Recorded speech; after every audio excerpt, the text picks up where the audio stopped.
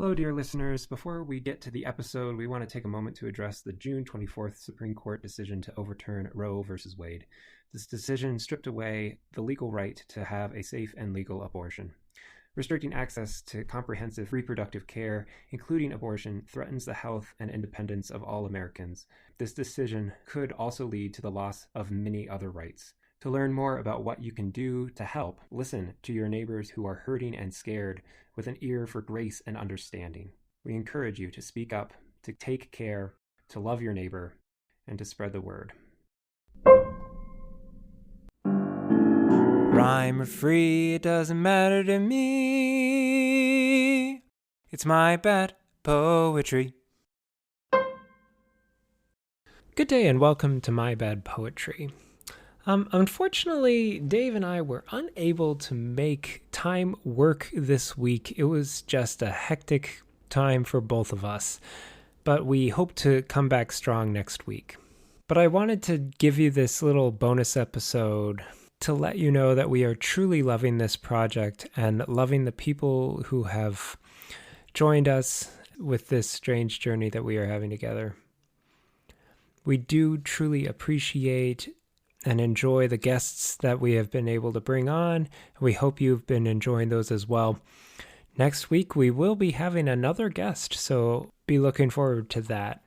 But I also wanted to reiterate that by no means do you have to be a published poet to be on our show.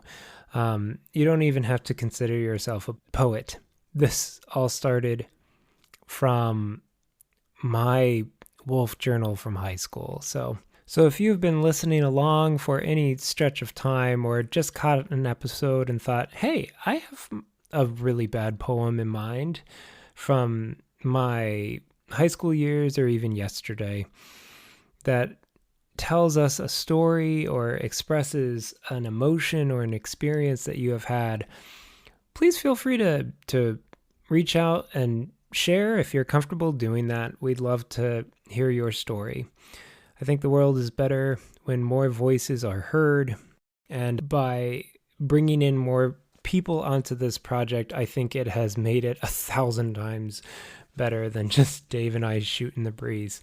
So you can email your poem at mybadpoetry.thepodcast@gmail.com, or you can tweet us at mybadpoetry the one, and one is the number, not spelled out. So, and that's if you have your own bad poetry, or if you want to just let us know what you think of the project.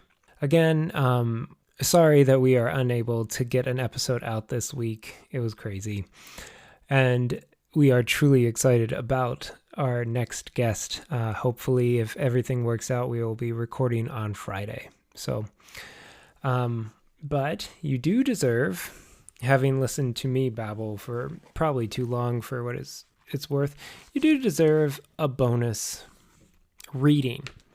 So I am going to read for you something from the Wolf Journal, but it was before my dabblings with poetry.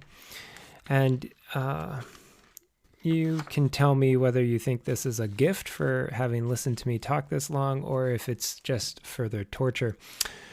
This is an entry in the journal from January 20th, the year 2000.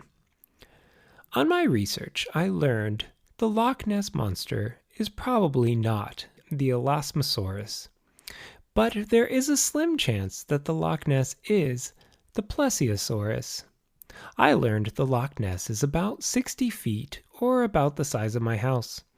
If the Loch Ness is the Plesiosaurus, it would weigh 1,000 pounds.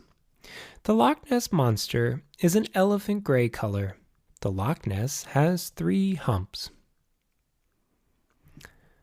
So there you have it.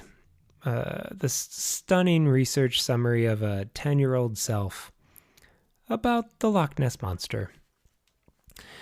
And in keeping with this theme of things that are yet are not, such as this week's episode and the Loch Ness Monster, we're going to end this week with the words of a true poet. This week coming to us from Pollock in her poem, Do You Know Where Fairies Live? I'll read the first two stanzas of this poem. Do you know where fairies live? To see just one I'd gladly give. The moon and stars and galaxies that sail above the summer breeze. Kindly, sir, pray do tell. Do you know where fairies dwell? Little friend, you look too far. Can't you see they're where you are?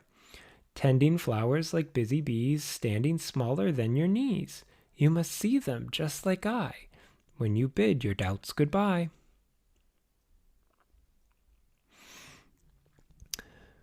So, my hope for you this week is that you can find the magic that's present in all the small things if you just look not too far from where you are. And with that, this has been my bad poetry. Now go write some of your own bad poetry and then share it with us. We'd love to hear it. Rhyme or free, doesn't matter to me. It's my